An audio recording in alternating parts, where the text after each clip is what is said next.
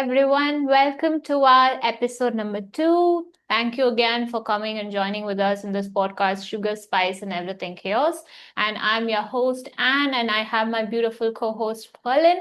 And I think we are going to continue talking about this female loneliness epidemic. And I think it's a good place for us to ask Pauline to tell us what she has in mind to talk about for today. I have so many things in mind to talk about today.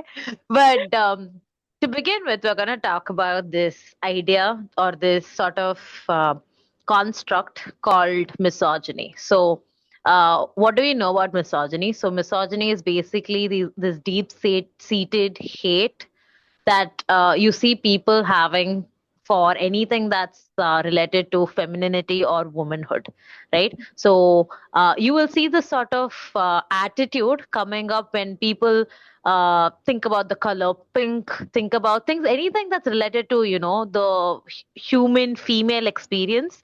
You Hmm. will see it as a problem. If you kind of look at the way that we perceive femininity in the wild, right? You have the lioness, you have other females in, different species. We don't have the same attitude towards them. But when it comes to the human females, we have this deep seated hate.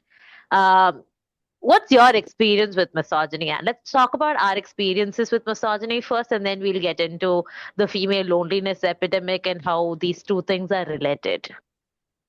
I think my idea of misogyny is I myself has been very harsh towards my femininity. Like I was not, there was a phase that I call it like the I don't like pink face, right? So I kind of became this wanting to be more masculine, wanting to be liking things that is more what men would like. So I had that phase, but I think it was something like there was this video I saw about Indira Gandhi and with and another actress.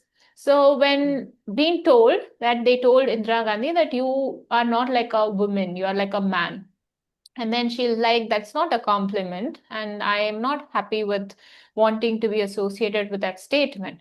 And then there's another actress, and then that was told to her, and she says, that I took it, that was the most proud moment in my life. And she said that she is the happiest because her parents called her that she is better than a son. Like, that she is like a son, she's not like a daughter. So I think it's one of the themes that as women ourselves, forget about misogyny from men, that is another level of oppression. But then towards ourselves, we hate ourselves as women. We hate the fact that we are who we are, the way we present to the world. It's very difficult for us to be ourselves. So I think that is my idea of misogyny so far. Like, what do you have to say? Yeah, so I think this is like a universal experience because I remember this was the idea I had when I realized that menstruation is something that we're gonna suffer through for 30 years. Like the first time I got my period, and everyone said this is what your life's gonna be for the next few decades, right? I did not like hearing it. I was like, no, I wanna be like my dad or the bunch of men that I see around because looks like their life is fun, right? And before I got my period, do you remember like the Whisper and Stay Free ads that we see on television where like these women would be jumping and having fun, and I had no idea about what menstruation was, but watching these advertisements I would be like, oh, I want that, I want to be that woman, right? So from like a girlhood where I wanted to be like an adult woman to an adulthood where I did not like the womanhood that is socially constructed.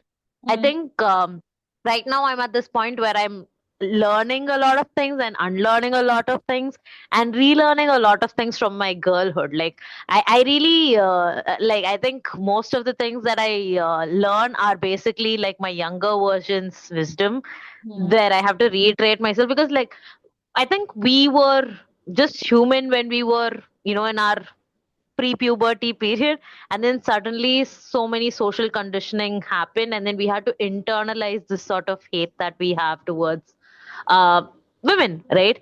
And this is something that's kind of rooted in the loneliness that we experience, because what it means to be a woman is to be needy, to be someone who's clingy, to be someone who's very weak and sort of pathetic. That's the idea that we know of, we think of when we think of women, right? So to kind of shift into this conversation about the politics of the female psyche, why do you think women have to be either, like this sort of person who is extremely good or extremely bad? So I think I don't know if this is a common experience, but again, I'm going to talk about like the menstruation thing that happened. So when I would think I was in sixth standard, a bunch of my classmates were getting their first period, right? So we would all like gather around and talk about what's happening and what's not happening, and in these hush hush conversations, right? I remember one particular classmate of mine. She, when she came back from her holidays, like that, the leave that she took, right? She started to cry about how, she got it very early and now she cannot do anything. She kind of hates it. And there was a lot of like, you know, sadness and disappointment and frustration around it. And the reason for that is because in her family, once you get your puberty, once you get your first period, the idea is the family would quickly start to look for a potential spouse, Hmm. right? So that's the kind of family where they put posters around to let people know that, okay, this girl is now mature enough to get married and they're ready to like let her go. So she was actually processing this whole thing of leaving her family for her in-laws and her husband's family, because that's what a period, getting your first menstrual blood means to a lot of Indian women. So, why do you think, or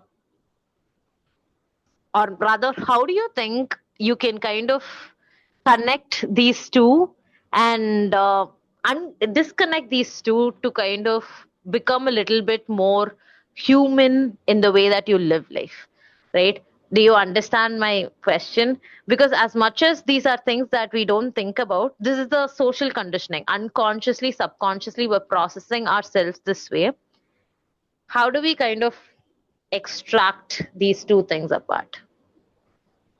I'm just trying to process a lot of things that happened over what, since 15, 16 years old, and now like another 15 years has passed. And the things that we experience as women, say in my experience, is not something we think that it is all automatically being processed. Like we go come to a certain stage, and automatically these social expectations makes us, believe that these are the norms, these are the things, these are the ways that I have to go ahead with my life.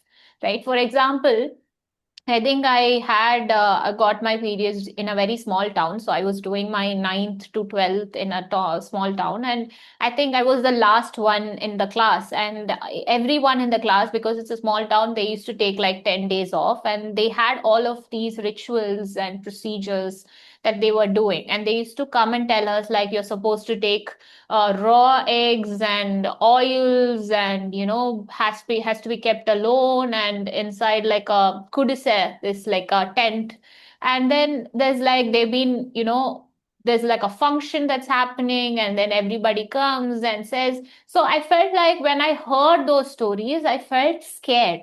I thought, okay, like I didn't want my personal information to be, telecasted to the whole world, saying that, that she has got her periods. That's not something that I was comfortable with.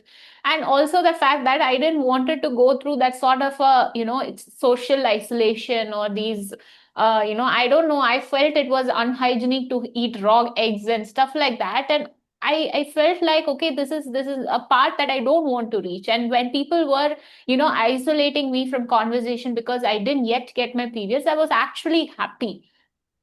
But then when it happened in my family, of course, it was a lot different. Like I didn't have any of those criteria that they followed. I was just as normal as I went on with my life. So I think I am just trying to understand how they would have felt and how I felt my experience. And then when I had that realization, oh, it's not a actual thing that every woman goes through. You have a certain, privilege or something that you can choose not to do those things.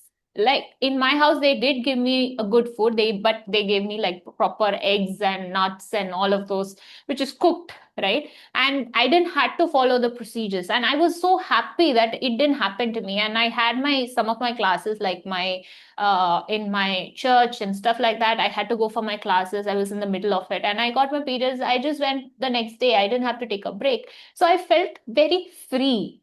And I felt like these social standards that you talk about, I feel like it is all an illusion. It feels like an illusion. It's just been pushed on to us for no reason. Like I have no health issues. I turned out to be better without drinking those raw eggs and those oils. And I don't know, that the only way for us to take forward is to at least create a generation where we say it's not okay to restrict a woman based on just because of her gender, and say tie it to her societal norms that has been practiced so far, and say this is the definition of a woman and you fit into this definition. And I think that is the line we have to draw, and say I won't fit the definition. I won't do this. I will do what I think it is right scientifically, what is right for me as a woman, for me, for my body, what is right, instead of making me, pushing me into this.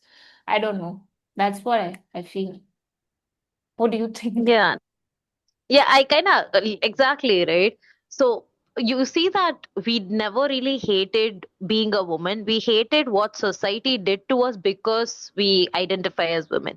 So that's where I'm coming to, right? So biologically speaking, being a woman is something that's amazing. We get to create life. Even if we didn't create life, our body like lets us process so many things differently. Our creativity, our problem solving, our ability to be emotionally intelligent. Oh my We are God. smart. So, We are smart. We are very smart as yeah, women. And I think that is a lot of people don't realize it, like our ability to understand emotions and the kind of intuitions we have. So we women can actually have these emotions and see multi-layer of the problems, like we can see it many layers, we can manage so many things. It's not saying that we have it all, but I'm saying that we have that capacity to do it. So imagine how much potential we have. exactly. So when we talk about potential, the problem is we know that we have it, but unless we have the space to express our potential, right? We don't really know what we have. Like we know something is there, but how do we express it? And for most of us, I think the potential, the realization of it is something that we think we can only have in our family life. Get married, have children, that's where your potential is.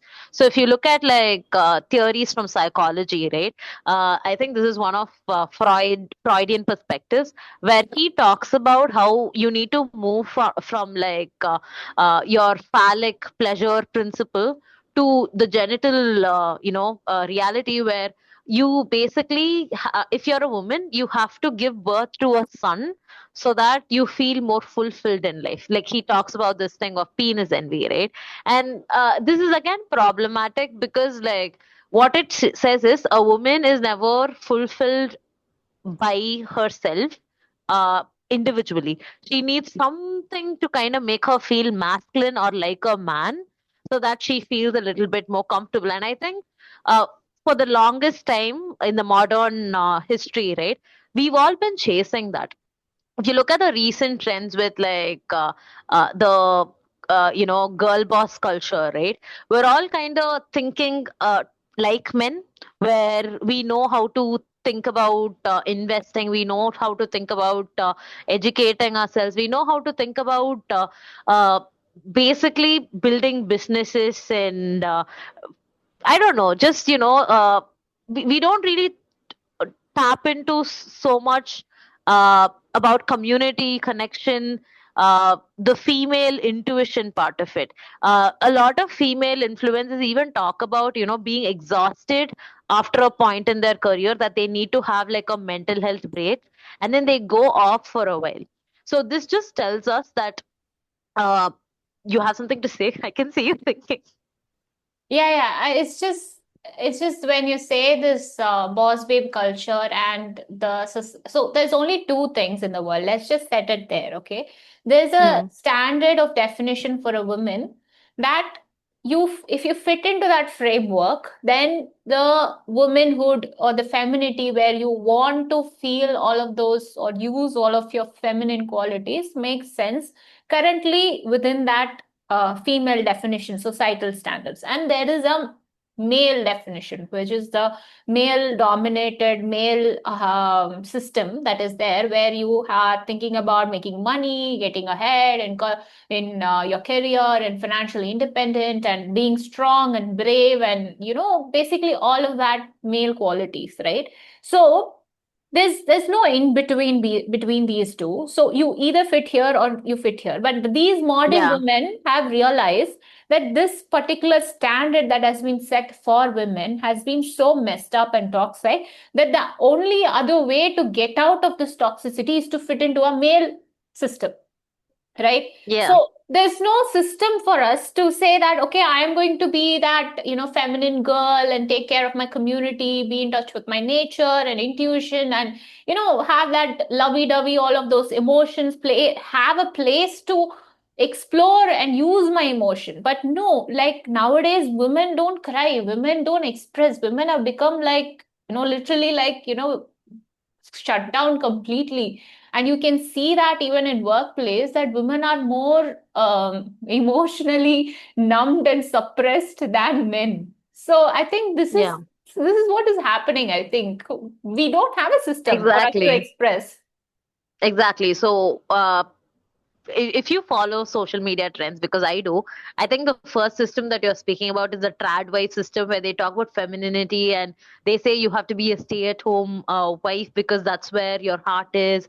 And they usually get into a religious sort of a dialogue as well, where they say God made Eve to be a man's helper, and they kind of push that propaganda.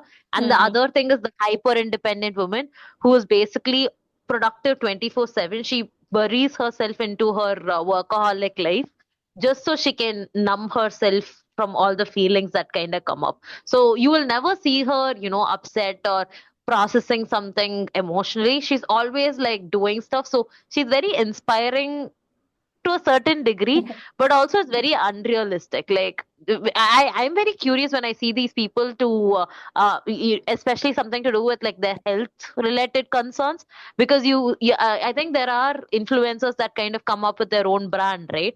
And only later on they kind of tell you something related to their health issues, and when they tell you about their health issues, then it suddenly makes sense, because it's not normal to be productive to that extent, right? Being a woman, you're not supposed to push yourself like a man can, because your hormones are very different.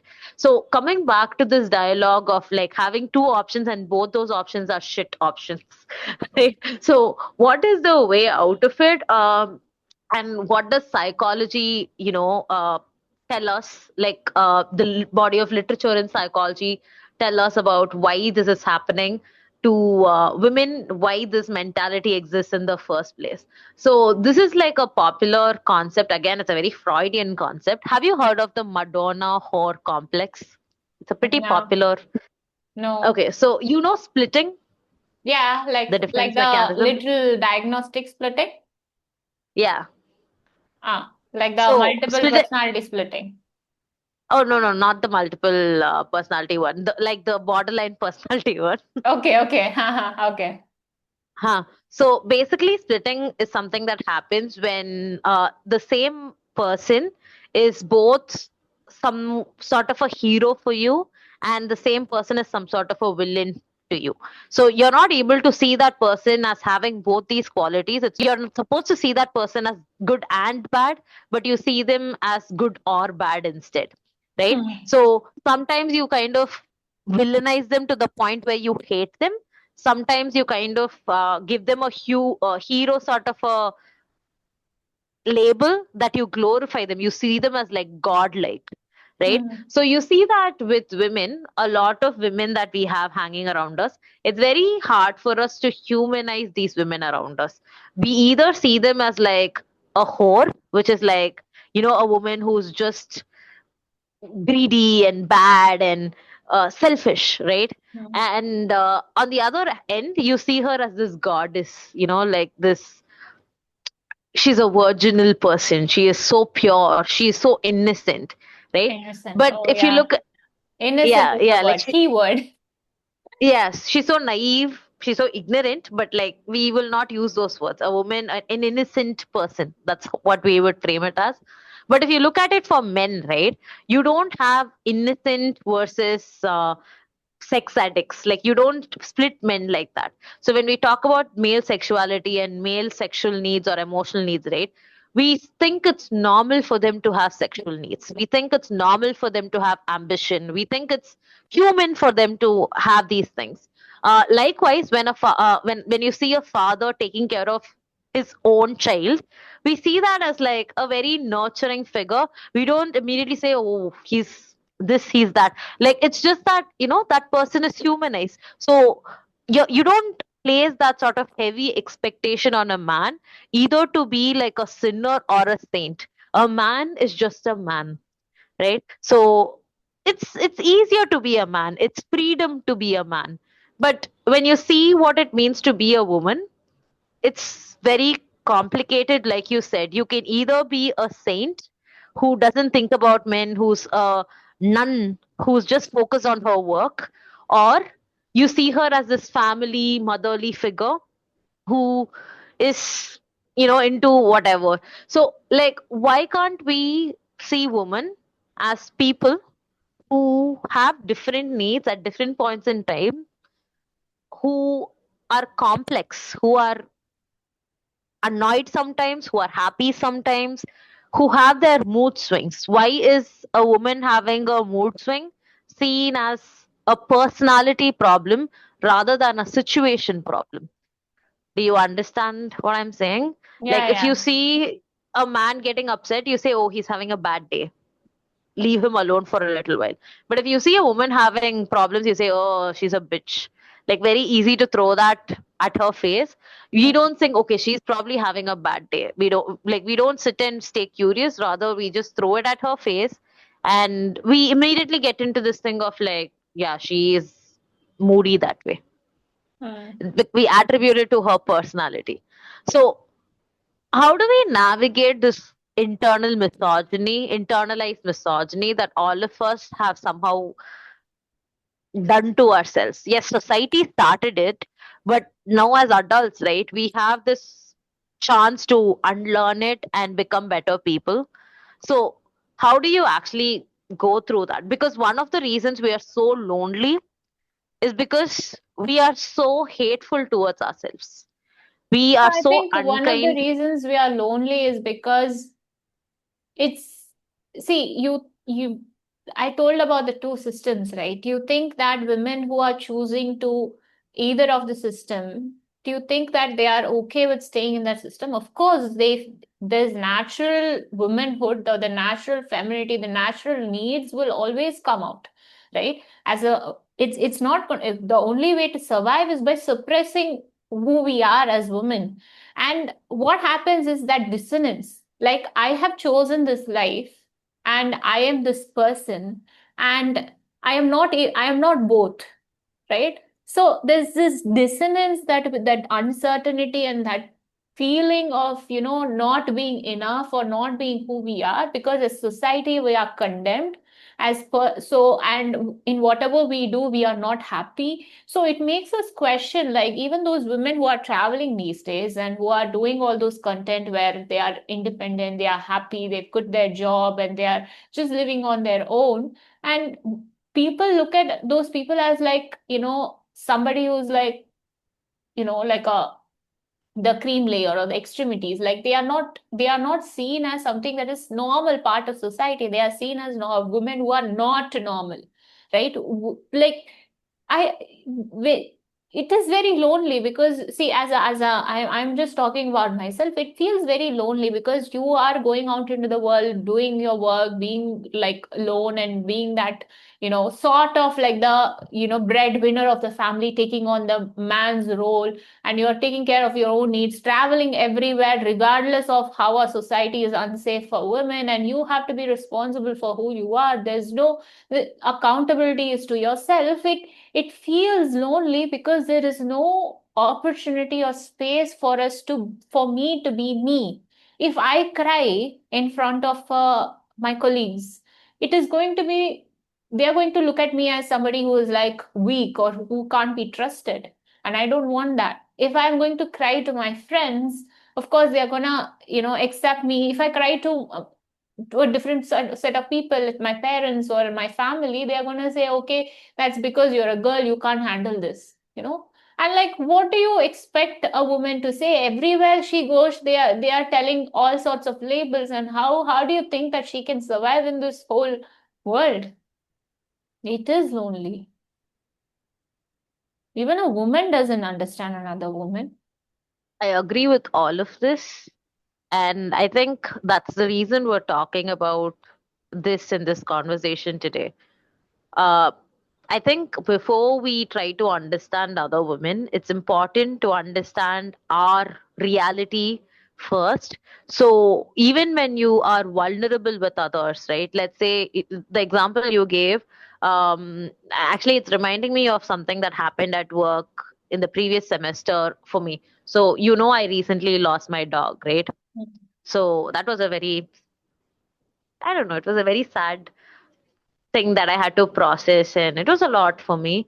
And the next day, I went to work because you go to work, right? Like you can't just sit and cry for 10 days about it. But I kind of needed that distraction as well. And I was not okay. I was very sad. I was crying. And the minute I told my colleagues about it, right, I kind of did start to tear up, and I started to also go on this rant about how I miss him, how this happened, that happened. And as much as it was very vulnerable, and yeah, I could have been perceived as weak, I could have been ostracized, I could have been condemned. None of those things happened. My colleagues, some of them cried with me that day. And I was very needy at that point in time. So one of the things that I was processing on that day was how I will not be able to get Jelly's hugs anymore. So Mm, Jelly is the name of my dog, and I was gonna miss that hug. Like the minute I would enter my house or leave, I'm just very touchy with him. So I knew I would miss the hug. So I was, telling one of my colleagues, I think that's the most hard thing about like him not being there anymore, because who will hug me when I go home now? And immediately, my colleague said, you can hug me. And then, we kind of hugged, and it was a whole moment. I think about it from time to time, and I'm very grateful. And now I kind of have this culture at work where, until then, I'm this person with strict boundaries where I'm like, let's take it slow. Let's not get too friendly with colleagues because, like you said, it's just work, right? But after that point, I kind of realized how important it is for us to be vulnerable with each other. And work is somewhere where you see these people consistently, right? Every single day, I see those faces. So I started looking at them as emotional investments as much as they were financial investments for me, right? So, right now I have this space at work where if I'm not doing okay, if I'm feeling lonely, I can be like, I need a hug. And then I could also kind of tell them that I need a longer hug today. And then I get that, mm, right? I know I am perceived as weak for having these needs, but also I don't care. mm, Like, I think that's the point. And what I realize is whenever I kind of have these conversations, not just at work, wherever, I've been, right? I'm honestly very surprised to see how much people want to accommodate you, right? Like, people want to show up for you, people want to be there, right? It's just that maybe, not everyone will understand what you need at that point in time. So you need to know what you need so you can tell them, right? So this is again, something that I think women should work on. Uh, Before you kind of sit and think about how people are not understanding you, do you understand yourself enough to know what to ask from people? Like, do you want money? Do you want attention? Do you want advice? Do you just want to cry? Do you just want presence? What exactly do you want? Do you know? If you say you don't know, then figure it out first. If you can figure that out, then I think forming a community, creating a space where other women and other men can support you would become easy. Because I think that's where the problem is, right? Like, even in romantic relationships, right? Whenever you talk to like a boyfriend or a husband, a lot of them will say nobody can read a woman's mind. That's so true, because women don't know how to read their own minds, Hmm. right? It's like, I don't know what I want, but you figure it out. Why are you outsourcing your responsibility? Like, no, none of us are mind readers, none of us are like magicians or psychics, right? Maybe we are, I don't know, maybe we are, maybe we are not, but like, for the most part, we need communication. For that reason, humans developed complicated language just so we can communicate what's happening within us. So my question would be, uh, why are you not developing the right understanding of yourself so that you can communicate better with the people around you, so they can support you enough to handle your loneliness? And again, female loneliness is so different from male loneliness. We're not looking for someone to come and save us. That's not what we want, right? So I think for men, they want someone to come and update, take over their life, and, basically become a second mother, right? But I don't think girls want that. Girls still like the freedom that they have and stuff. But again, this is sort of a hard conversation. But girls who are listening, what do you want in life? I think recently I had a friend of, she's now a friend, used to be a student before, and she was like feeling low. And I just asked, like, what happened? What's happening? And then she told me that, some of her close friends she's having a difficult time with them, that, they are not as close as before. And they've had some, misunderstanding and things like that, and they've drifted apart. And I think her only world was that those friends, few friends, and then female friends. And then now that it's gone, that she feels like she's completely lonely, like in the sense that she has nothing or nobody, nothing to look forward to. But I think many of us as women, we tend to look for our, sort of like support, in the sense that our anchor, our core happiness, our core joy, core peace, we tend to look outside rather than inside. We always, when things go wrong, who's gonna listen to me? Who's gonna understand me? Who's gonna take care of me? Who's gonna love me? Who's gonna show me concern and care, and who's gonna spend time with me, talk to me? So there's always, our arrows are always pointed outside like an antenna, looking for connections everywhere like a radio, you know.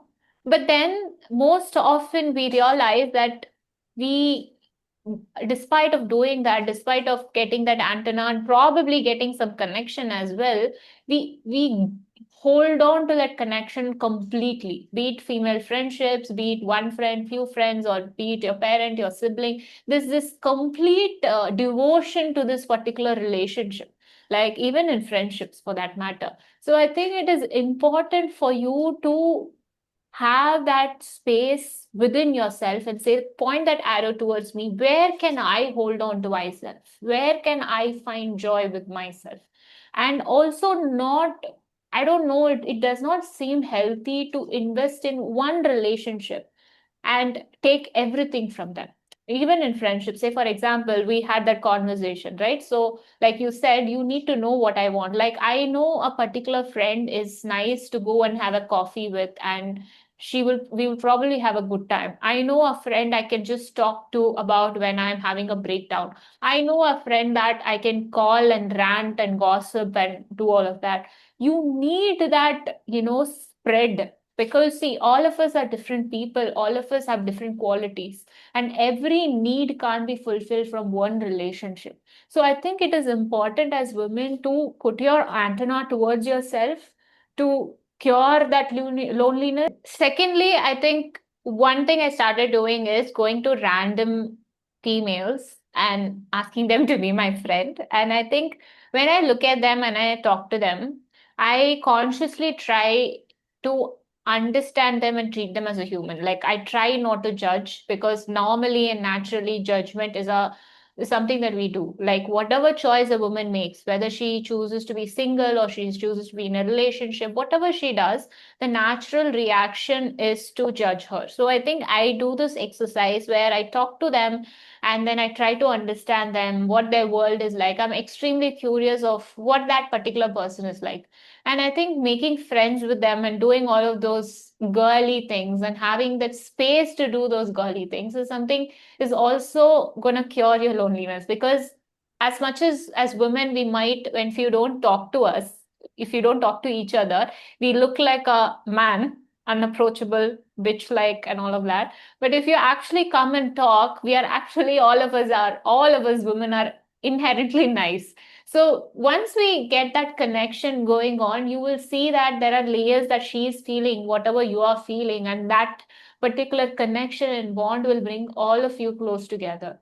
So I think these are the two things that I would encourage all of you to do it. And if you have other things also, do share with us. We want to grow as a community, right? What do you think, Pauline? This is unrelated, but like if you're in Vellore and kind of organizes events in Vellore and it's Thank like you. girly and fun and creative, you can probably DM us and we'll send you, links that you can use to register for these events. But again, it's something that happens only in Vellore because that's where she is right now. But yeah, so these are spaces that we are actively looking forward to creating and having, because it's safe to be in your feminine energy without you being a trad wife or being this hyper independent person. You're just you, and there's no judgment because it's just you existing and doing your thing. I think this is like a wonderful place for us to stop. Female loneliness epidemic, hopefully we'll cure it pretty soon. uh, yeah, but yeah, like it's going to be a journey, but yeah, if you liked what you heard today, please do like us, like this video, subscribe to our channels. uh you can comment for better engagement because we love reading comments that kind of come our way. We're on Spotify, Instagram, and at YouTube, and yeah, that's about it. Yeah, thank you all for listening, and we all will see you for the next episode. So until then, a big warm hug from us to you. Take care. Bye bye.